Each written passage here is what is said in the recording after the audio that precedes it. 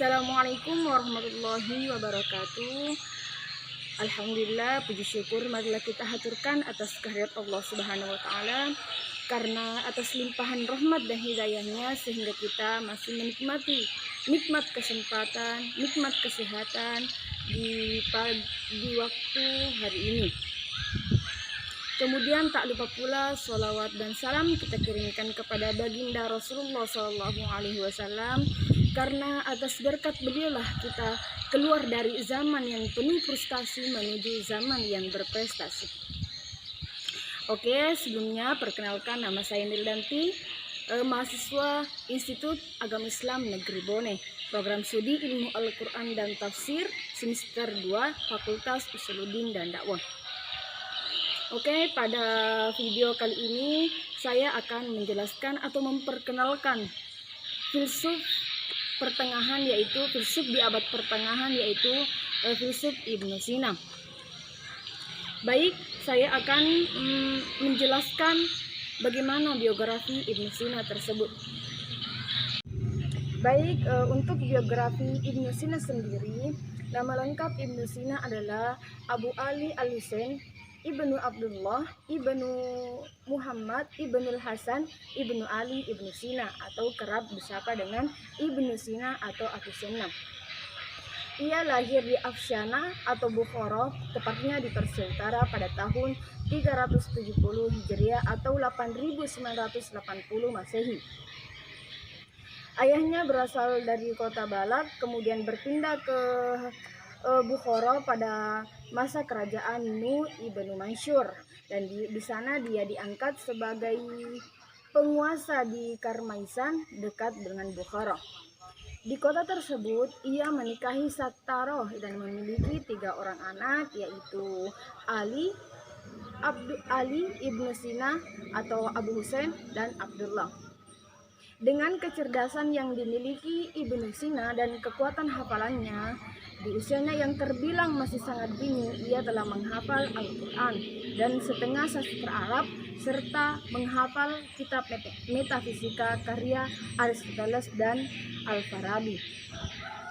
Di sepanjang hidup Ibnu Sina, ia telah menghasilkan beberapa karya-karya yang sangat cemerlang. Tak heran jika di usianya yang 20 tahun ia telah menghasilkan 267 karya. Kesuburan karya-karya Ibnu Sina tidak tumbuh begitu saja, tetapi didukung oleh beberapa faktor, diantaranya yaitu di mana Ibnu Sina atau beliau itu sangat pandai mengatur waktu, dan yang kedua adalah karena kecerdasan otak dan kuatnya pikiran beliau sehingga melahirkan karya-karya yang sangat cemerlang. Baik, untuk mengetahui karya-karya apa saja yang dihasilkan Ibnu Sina di abad pertengahan, saya akan menyebutkan sebagian kecil dari filsafat dari karya beliau. Yang pertama yaitu ada Asy-Syifa, yaitu pengobatan, An-Najat, yaitu keselamatan, dan yang ketiga itu ada Ar-Risalah Al-Kalam, dan ada Al-Qanun Aktif. Ini adalah karya yang cukup cemerlang dan dikenal oleh banyak orang. Dan yang kemudian adalah Al-Isyarah At-Tanbihah atau isyarat dan peringatan, dan yang kemudian adalah Al-Hidayah Ar-Rais lil Amir, kemudian Al-Mantiq Al-Masyriqiyah. Itulah sebagian kecil dari karya-karya beliau yang dihasilkan di abad pertengahan. Kemudian untuk memasuki bagaimana sih filsafat Ibnu Sina itu sendiri, baik, saya akan menjelaskan filsafat Ibnu Sina yang pertama. Baik, bagaimana pemikiran Ibnu Sina tentang filsafat? Ada beberapa yang akan saya kemukakan. Yang pertama itu filsafat Ibnu Sina mengenai metafisika, dan yang kedua adalah filsafat jiwa, dan yang ketiga adalah filsafat kenabian, dan yang keempat adalah filsafat tasawuf, dan yang kelima adalah sebab musabab, dan yang keenam adalah filsafat Allah mengatur dan mengetahui segala sesuatu, dan yang ketujuh adalah filsafat tentang jiwa. Mengenai filsafat metafisika Ibnu Sina, yang pertama adalah filsafat metafisika Ibnu Sina. Ibnu Sina Ibnu Sina sebagai filsuf yang eksistensial mengikuti atau sepaham dengan Aristoteles. Ia mengetahui bahwa metafisika adalah sebuah pengetahuan tentang sesuatu yang ada sebagaimana adanya dan sejauh mana manusia dapat mengetahuinya. Kemudian metafisika terbagi menjadi dua. Yang pertama itu ada wajibul wujud dan mukminul wujud. Dan yang kemudian adalah wajibul wujud. Wajibul wujud di sini adalah sesuatu yang mesti mempunyai wujud atau wajib mempunyai wujud, di mana esensi dan wujud tidak dapat dipisahkan. Ia adalah sesuatu yang sama, sesuatu yang satu, dan esensi itu tidak berawal dari tidak ada, dan esensi mesti atau harus mempunyai wujud. Dan yang kedua adalah mukminul wujud. Mukminul wujud itu sendiri adalah esensi yang boleh atau tidak mempunyai wujud, itu adalah tidak dipermasalahkan. Jika diandaikan dia memiliki wujud atau diandaikan tidak memiliki wujud, maka itu adalah sesuatu yang tidak mustahil karena dia boleh atau tidak ada. Ibnu Sina, esensi itu berada di luar akal, sedangkan wujud itu sendiri berasal dari dalam akal. Kemudian antara wujud itu yang membuat tiap-tiap esensi menjadi mempunyai kenyataan di luar akal. Esensi dan wujud dapat berkombinasi sebagai berikut. Yang pertama adalah mustahil mempunyai wujud, dan dimaksud di sini adalah contohnya adanya kosmos lain di samping kosmos-kosmos yang ada. Dan yang kedua adalah esensi yang boleh atau tidak mempunyai wujud. Contohnya yaitu kita ambil contoh itu dunia. Dunia ini berawal dari ketidakadaan dan akan hancur berasal dari tidak ada pula. Dan yang ketiga adalah esensi yang mesti atau wajib mempunyai wujud, yaitu esensi dan wujud dari Tuhan itu sendiri. Makanya untuk mengetahui tentang metafisika, Ibnu Sina itu menggambarkan atau menegaskan dalam Al-Quran surah Fussilat ayat 57 yang berbunyi, yang artinya, kami akan memperlihatkan tanda-tanda kebesaran kami kepada alam semesta dan kepada diri mereka sendiri, sehingga jelas bagi mereka bahwa Tuhan menyaksikan segala sesuatu. Kemudian yang kedua adalah filsafat jiwa Ibnu Sina. Mengenai jiwa, Ibnu Sina itu memiliki 3 dalil untuk membuktikan substansi jiwa yang sebenarnya. Yang pertama yaitu ketika manusia itu merenungkan dirinya sendiri, maka pada waktu itu pula ia mengetahui bahwa dirinya ada. Dan yang kedua adalah ketika manusia dihadapkan suatu masalah yang sangat rumit, maka manusia akan memfokuskan perhatiannya kepada masalah tersebut, sehingga pada waktu itu pula ia seakan-akan dia terlepas dari raga. Dia mau melakukan begini, begitu tanpa terikat oleh raga. Dan yang ketiga adalah adanya kemampuan manusia untuk menghimpun aktivitas-aktivitas fisik, di mana ia tanpa mengalami kesulitan, ia mengetahui aktivitas-aktivitas tersebut, maka disitulah ia mengetahui bahwa jiwa dan fisik itu berbeda. Menurut Ibnu Sina, sifat manusia itu dipengaruhi oleh jiwa yang terdapat di dalam manusia itu sendiri. Perlu kita ketahui bahwa ada 3 macam jiwa yang dimiliki manusia. Yang pertama adalah jiwa tumbuhan, jiwa binatang, dan jiwa manusia. Ketika jiwa tumbuhan dan jiwa binatang yang bertahta atau menguasai diri kita, maka seakan-akan kita akan bersifat seperti layaknya seekor binatang. Kemudian jika jiwa manusia yang menguasai diri kita atau yang mengontrol diri kita, maka kita layaknya bersifat seperti seorang malaikat atau hampir mencapai tingkat kesempurnaan.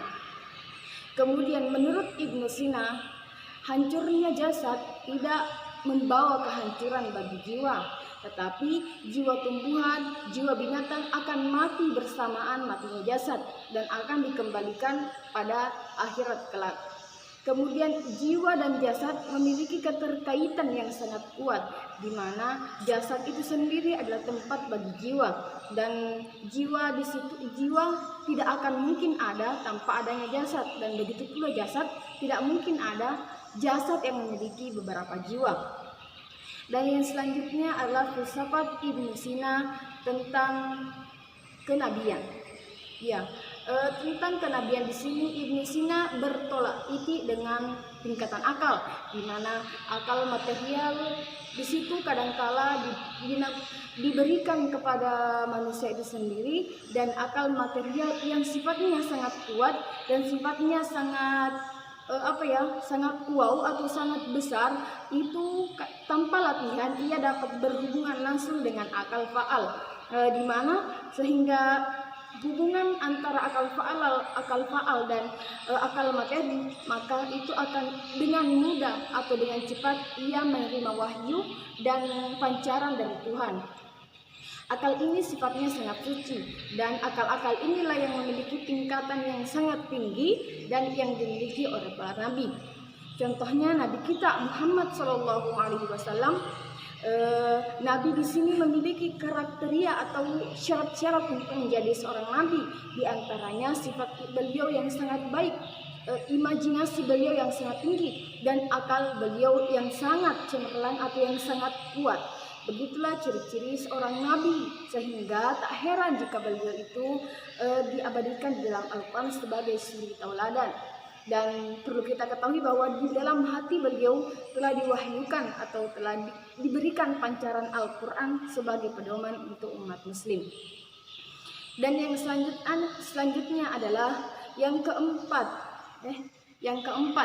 adalah filsafat tasawuf Ibnu Sina. Mengenai filsafat tasawuf Ibnu Sina, tidak memulainya dari zuhud atau seperti yang dilakukan oleh sufi-sufi terdahulu, yaitu beribadah terus tanpa mementingkan dunia atau beribadah dengan meninggalkan dunia.